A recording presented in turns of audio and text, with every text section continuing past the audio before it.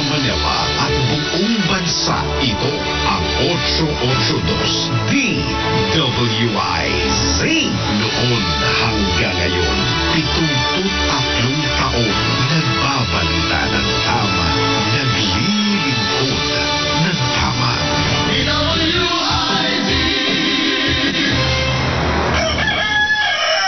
4:05 na magandang umaga. Gumising sa mga bagong-bagong mga balita. Bumangon sa mga bagong-bagong impormasyon.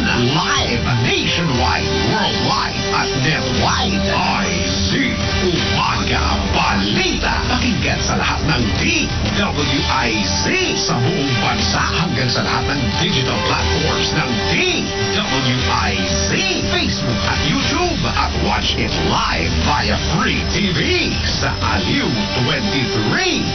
IC Umaga Balita. Kasama sina Hyacinth, Ludivico at Jenny Mendez. IC Umaga Balita. IC Umaga Balita. Magandang umaga Pilipinas, magandang umaga Luzon, Visayas at Mindanao. Araw ko ngayon ng Lunes, August 7, 2023. Kami po ang inyong magiging tagapagbalita ngayong araw. Magandang umaga Pilipinas, ako po si Haya Ludivico. At ako naman si Jelly Mendez. IC Umaga Balita. Narito na ang headlines sa IZ Umaga Balita. IC Umaga Balita. Ikalimang tasingil sa presyo ng produktong petrolyo, epektibo na bukas. Pangongolekta ng toll fee sa NLEX-SLEX Connector Road sisimula na bukas. Umiiral na hanging habagat, humina na. Epekto naman ng bagyong Falcon sa bansa, unti-unti nang nawawala. Dengue at leptospirosis mas nakamamatay kumpara sa COVID-19 ayon sa Department of Health. Ang haharas ng China sa mga barko ng Pilipinas, kinondena ng AFP at ng PCG. Marikina LGU tiniyak na masasampahan ng kaso ang organizer ng drone show sa Palarong Pambansa 2023.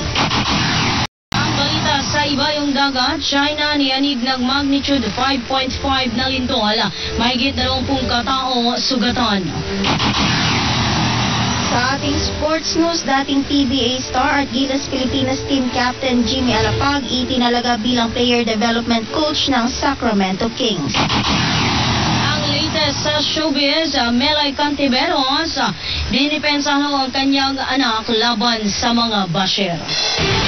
Kasama sina Hyacinth, Ludivico at Jenny Mendez. IC Umaga Balita. IC Umaga Balita. Muli magandang umaga sa ating lahat, sa ating mga ka-IZOO, ang ating mga OFWs na nakikinig sa iba't ibang panig ng mundo. At dahil dyan, narito na ang detalye ng mga balita. IC Umaga Balita. Asahan ang ipatutupad na big-time oil price increase ng mga kumpanya ng langis sa presyo ng diesel at kerosene simula bukas. Batay sa pagtaya, posibleng tumaas ng 3 piso at 70 sentimo hanggang 4 na piso ang presyo ng kada litro ng diesel. Habang 2 piso at 70 sentimo hanggang 3 piso naman sa kada litro ng kerosene. Maglalaro naman sa 20 sentimo hanggang 50 sentimo ang ipatutupad na dagdag sa kada litro yan ng gasolina. Paliwanag ni DOE Oil Industry Management Bureau Director Rino Abad, ang panibagong dagdag presyo sa produktong petrolyo ay dulot yan ng pagbabawas ng produksyon ng Saudi Arabia. Kasama din dyan ang bansang Russia pagdating yan ng buwan ng Setyembre. Samantala, ilalarga na bukas, Agosto 8 ng North Luzon Expressway Corporation ang pangongolekta ng toll fees sa Section 1 ng NLEX South Luzon Expressway Connector Road. Ayon sa Department of Transportation, binigyan na ng go signal ng Toll Regulatory Board ang NLEX kung saan ang lahat ng Class 1 vehicles na kinabibilangan ng mga SUV, taxi, jeep at van ay sisingilin na ng 86 pesos.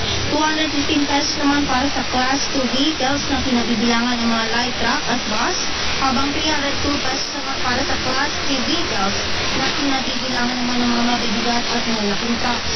Sa kasalukuyan, tinatayang 14,000 motorista na ang nakinabang sa bagong toll road dahil sa mas mabilis na biyahe. Ibig nito, naabot lamang sa 5 minuto biyahe mula Caloocan hanggang Espanya, Maynila, mula sa dating 30 minuto.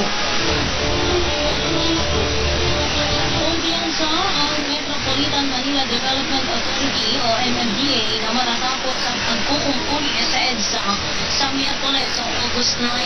Ito'y bahagi ng one-time big-time road repairs ng Department of Public Works and Highways kung saan naghahanda na rin ang MMDA sa inaasahang mabigat na daloy ng trapiko, bunsod ng pagbubukas ng klase at pasok sa mga trabaho ng mga manggagawa. Samantala, itutuloy ngayong araw ng MMDA ang clearing operations sa bahagi ng Mabuhay Lane sa Quezon City.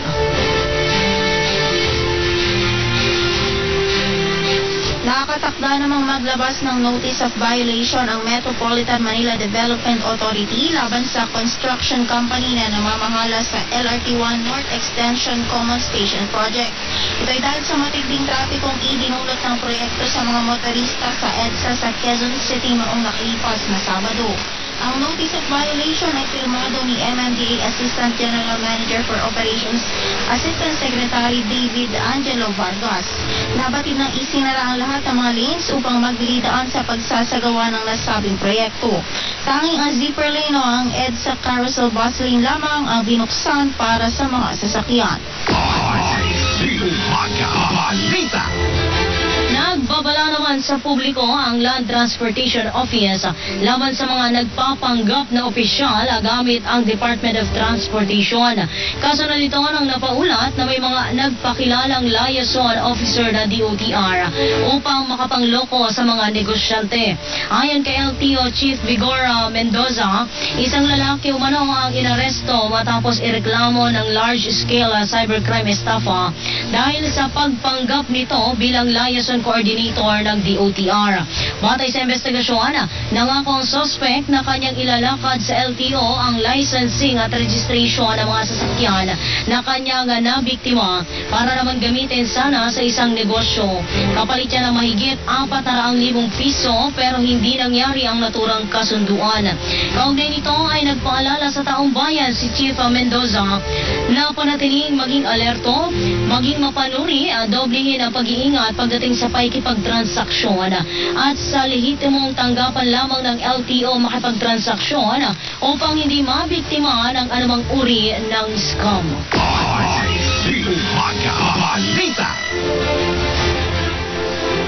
Sa iba pa nating mga balita, magiging maganda at maliwalas na ang panahon sa buong bansa sa mga susunod na araw dahil sa paghina ng southwest monsoon o hanging habagat.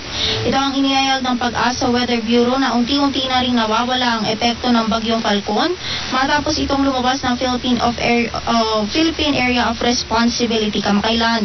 Ayon kay Pag-asa Weather Specialist Benison Estareja, kahit humina na ang epekto ng masamang panahon ay may posibilidad pa rin na ulanin sa hapon o gabi, partikular na sa Pangasinan, Zambales at Bataan. Magiging maulap naman ang kalangitan na may kalat-kalat na pag-ulan, pagkulog at pagkidlat sa Cordillera Administrative Region, Batanes, Babuyan Islands, Occidental Mindoro at iba pang bahagi ng Ilocos Region at Central Luzon. Samantalang dalawang weather disturbances pa rin ang nakakaapekto sa Metro Manila at sa nalalabing bahagi ng bansa.